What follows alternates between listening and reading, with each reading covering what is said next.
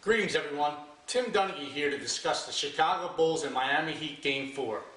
Last night, with 29.1 seconds left in overtime and the Miami Heat up 4 points, a pivotal play takes place. LeBron James clearly walks twice and is able to get away with it and put a basket in the hoop that is the final dagger in Chicago's heart.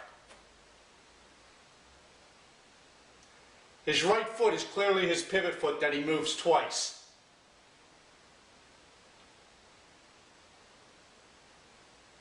That final play and final basket pretty much ends the game for Chicago and ends the series at this point. The funny thing is, Steve Kerr and Reggie Miller, who are the analysts on the game, don't even mention it.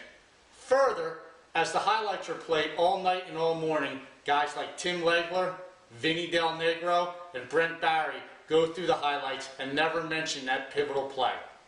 I can assure you that when Dallas and Miami meet next week in the NBA Finals, Mark Cuban will be screaming from the top of his lungs when LeBron James is able to get away with the travel like he's gotten away with in these series over the past couple weeks. If you remember Game 4 in Boston, he was able to get a pivotal travel violation not called on him with 44 seconds left that sent that game into overtime that Miami eventually won.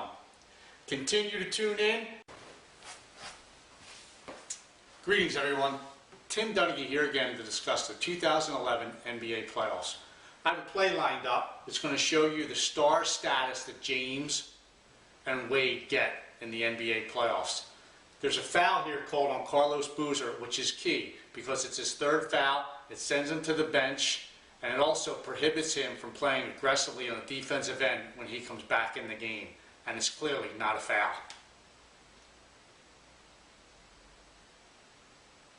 You can see how Wade is pushing him off of his spot, but yet he gets called for the foul.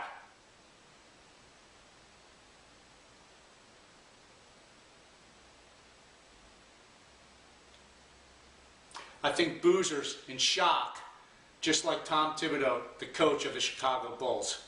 I can assure you next week in the NBA Finals that if the Dallas Mavericks are called for these types of fouls, as the Chicago Bulls were, that they won't have the chance that they should have in competing fairly in the NBA Finals.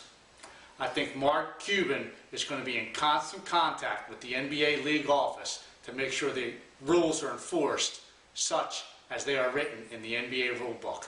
Stay tuned. It's going to be very important to see how these crews of officials are put together in the NBA Finals starting next week.